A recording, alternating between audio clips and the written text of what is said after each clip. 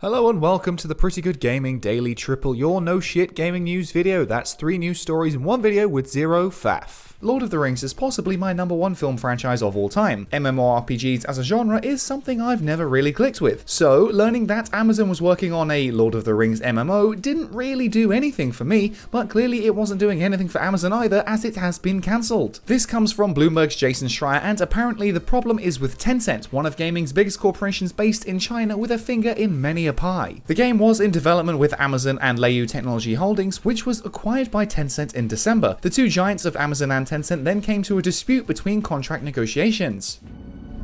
The negotiations were short.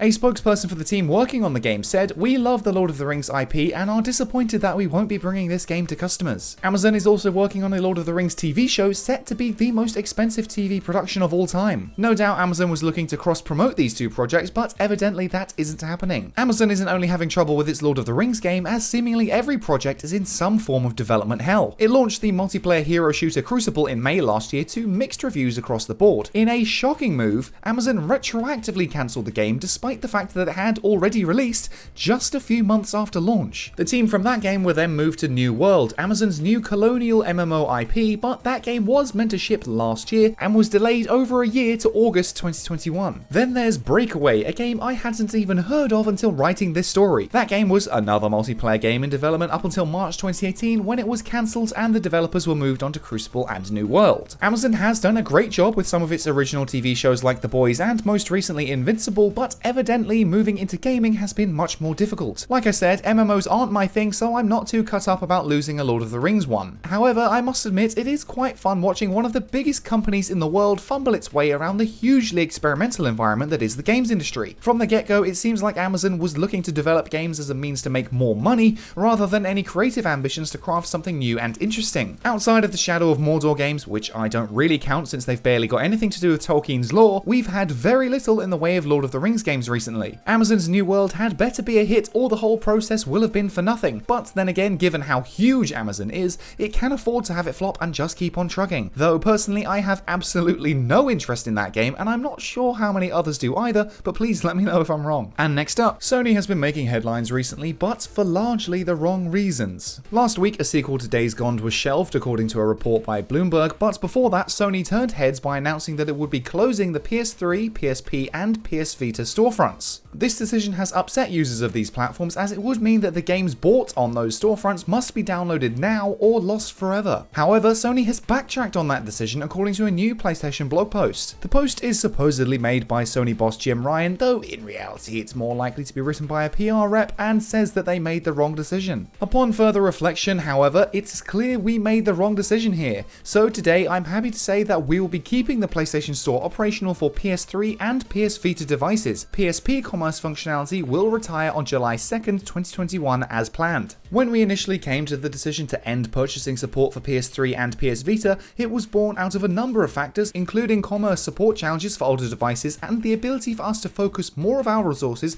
on newer devices where a majority of our gamers are playing on. We now see that many of you are incredibly passionate about being able to continue purchasing classic games on PS3 and PS Vita for the foreseeable future, so I'm glad we are able to find a solution to continue operations.